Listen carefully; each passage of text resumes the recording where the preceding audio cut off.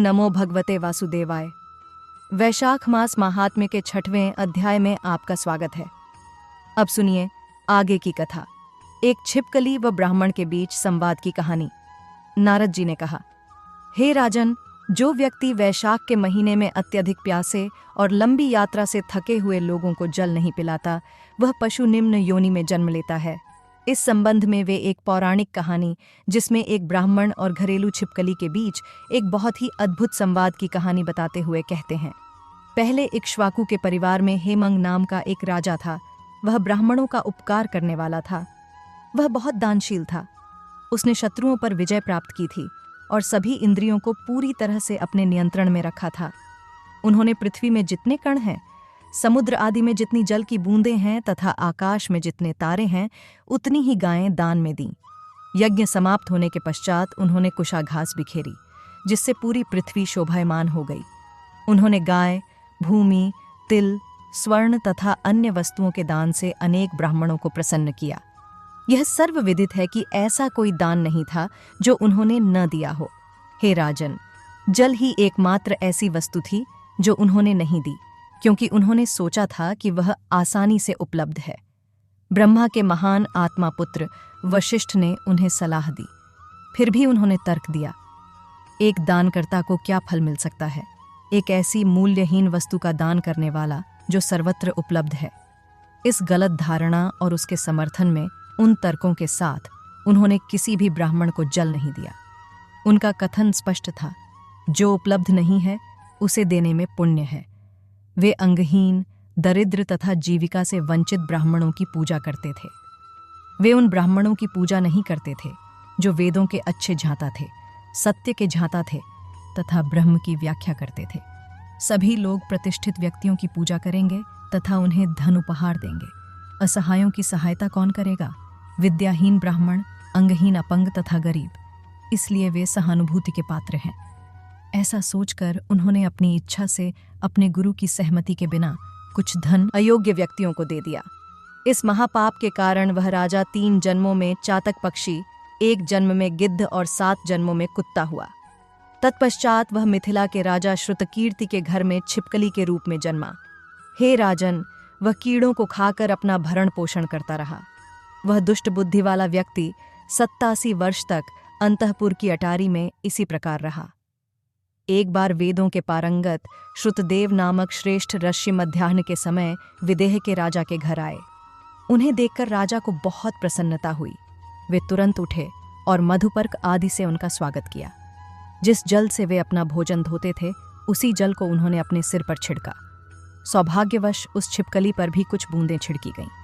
तुरंत ही छिपकली को पूर्व जन्मों को स्मरण हो आया। पूर्व कर्मों का स्मरण करके वह अत्यंत व्याकुल हो उठी।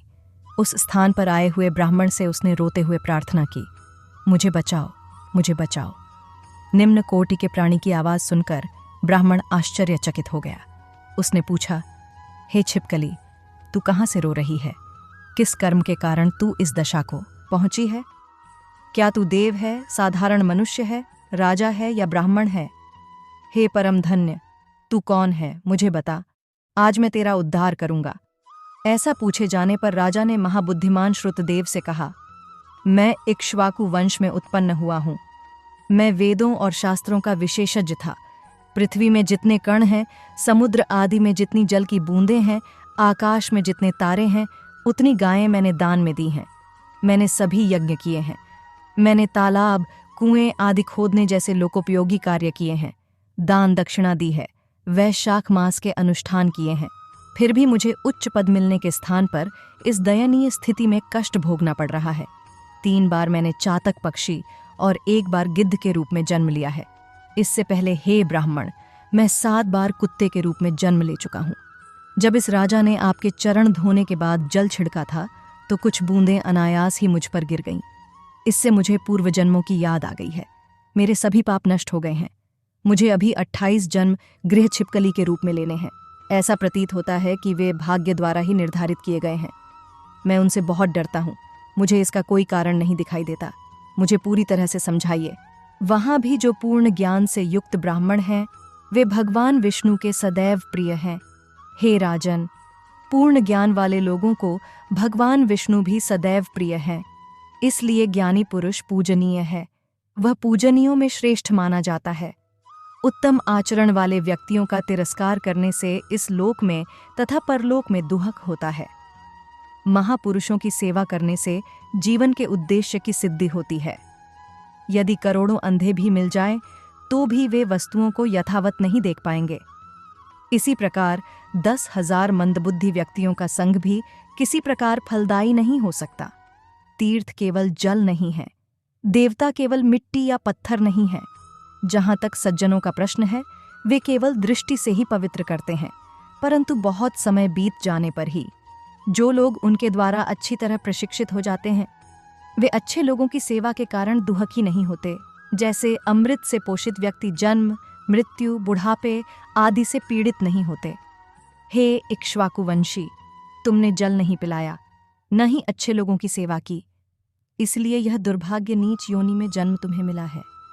मैं दुष्टों के नाश और शांति के लिए तुम्हें वैशाख में किए गए मेरे पवित्र अनुष्ठानों से प्राप्त सभी पुण्य दूंगा। ऐसा कहकर और विधिपूर्वक जल पीकर उसने उत्तम पुण्य दान कर दिया।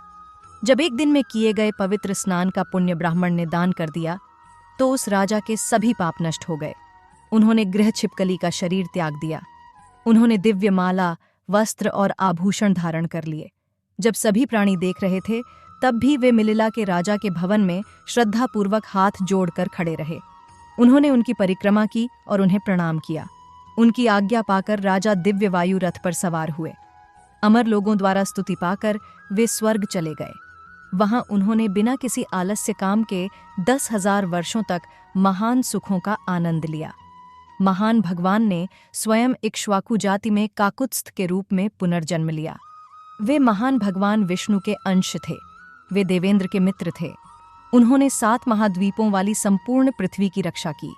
वे ब्राह्मणों के संरक्षक थे और अच्छे लोगों द्वारा उनका सम्मान किया जाता था।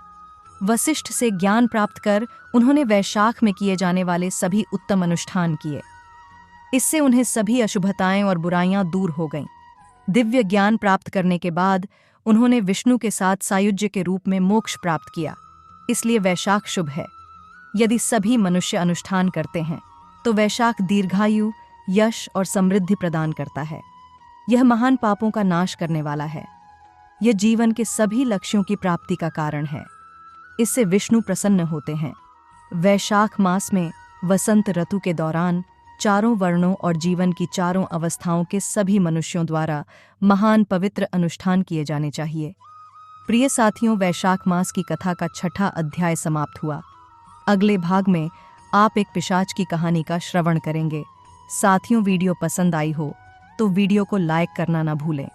ओम नमो भगवते वासुदेवाय।